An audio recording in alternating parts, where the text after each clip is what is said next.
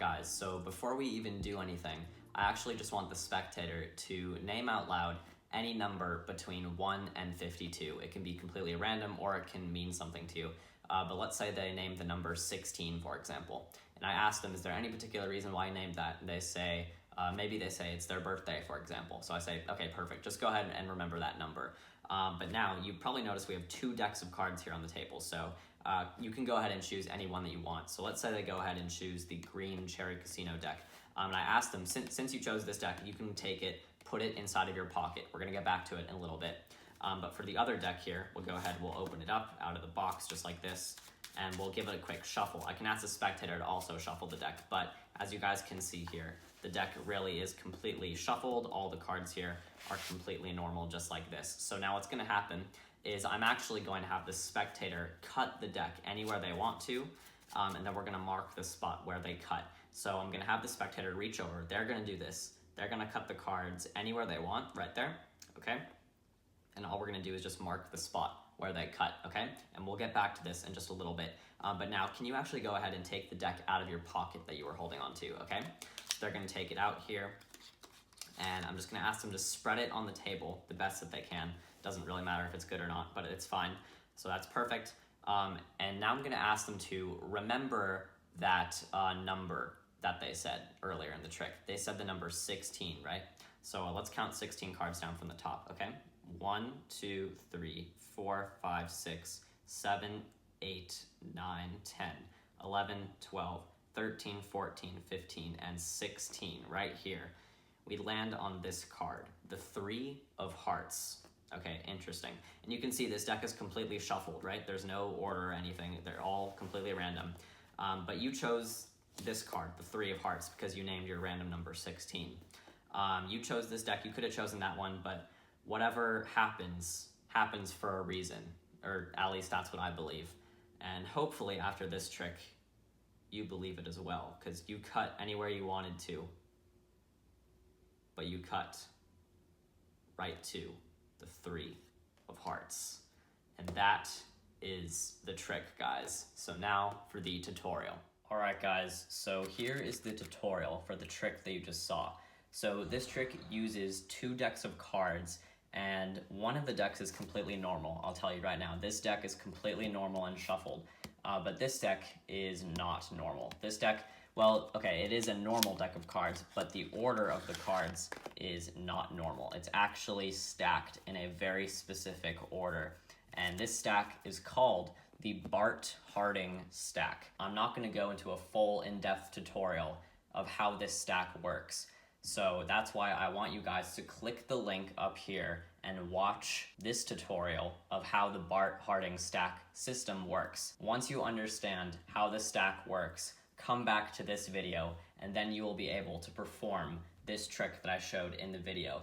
But basically, this stack is an extremely cool way so that the spectator can name really any number in the deck. For example, 15, and I already know that the 15th card in this deck right here is going to be the Queen of Diamonds, and I'll prove it to you right now. Ready? 1, 2, 3, 4, 5, 6, 7, 8, 9, 10, 11, 12, 13, 14, 15, Queen of Diamonds, right there. So just by knowing the number, I know what card is in the position. So once again, guys, please check out the tutorial or else you're not going to be able to do this trick. But once you guys have watched that video and understood how the Bart Harding stack system works, then you can come back here and check out this tutorial of my trick and how it's done. So one thing about the Bart Harding stack that isn't covered very much in that video, I should mention, if you guys are doing it and you notice that these 2 cards, the 6 of clubs and the 7 of clubs, they're kind of weird because if you have the spectator name the number 6 or 7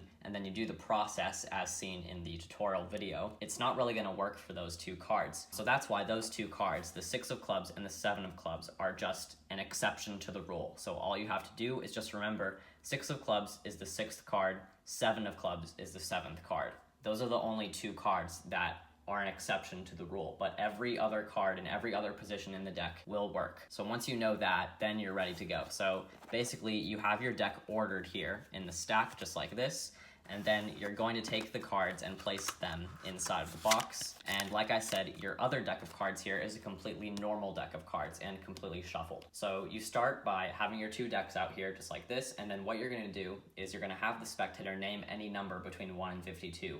So let's say they name a random number. Let's say they name 28, for example. So by doing the Bart Harding system, I have to do a little bit of math, because what I do is I do 28 and then I reverse the digits, so that becomes 82. And then since it's a bigger number, I have to do 8 minus 5 and then 2 plus 5. So 8 minus 5 is 3, 2 plus 5 is 7. So that gives me 37. And that gives me, in my reference deck, would be the Jack of Spades. So that means that the 28th card in this deck is the Jack of Spades. So I basically just do all of that mental math as I'm talking to the spectator and as I ask them like, oh, is there any reason why you chose that number? But once I do that mental math, now I have my key card, or basically I know what the card is.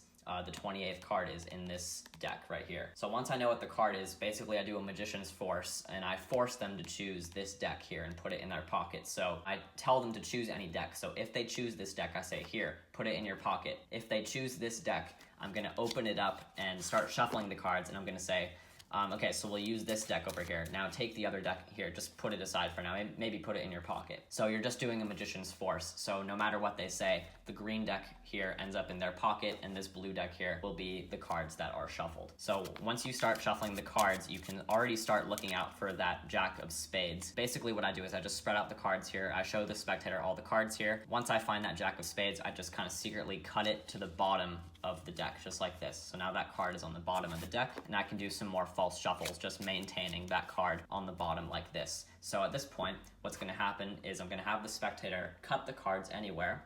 So they're gonna cut the cards anywhere they want to, and then I'm gonna mark the spot where they cut. So you're just gonna place the other half on top, but leave it a little bit like diagonally like this. And this is done because all you're gonna do after the trick is over is you're just gonna lift up this half here and show the Jack of Spades because it was on the bottom. But you're gonna be using some time misdirection, and that will make them forget that this is the bottom card, and it's gonna make it look like it's the middle of the deck. And that only happens when you show it at the very end of the trick. So you have to just set this aside for now, just let it sit, and the spectator will completely forget which half is which. But now, you're gonna come over to the deck that was in their pocket, you're gonna pull it out here, and you're gonna spread it out on the table just like this, and you're gonna remind the spectator, what was the number that you said? I think you said 28, right? So now we're gonna count 1 by 1 to 28. So 1, 2, 3, 4, 5, 6, 7, 8, 9, 10, 11, 12, 13, 14, 15, 16, 17, 18, 19, 20, 21, 22, 23, 24, 25, 26, 27,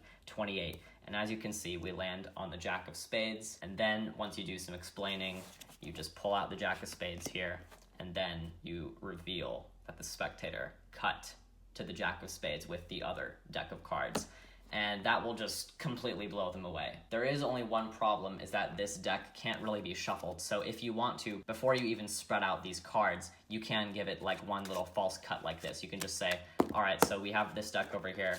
We'll give it a little mix up and then we'll spread it out. So you can say that if you want to beforehand. But the beauty of the Bart Harding stack system is that the deck really does look mixed up. There's no order of like black and red cards. There's no order of like clubs, hearts, spades, diamonds. The cards really look super shuffled. So that's why this is like my favorite stack. And I usually don't do stacked deck tricks, but if I had to choose one to do, it would obviously be this one that I'm showing you right now. So yeah, guys, that's pretty much the entire tutorial for the trick that I did in the video. But once again, if you guys have any questions, please watch the video that I linked you to, teaching you how the Bart Harding stack system works, because it is really helpful and it really helped me when I started out learning how this stack works. So please watch it, and I really hope you guys get a lot out of this. I know that I have. So hopefully you guys enjoyed this video, and see you guys next time.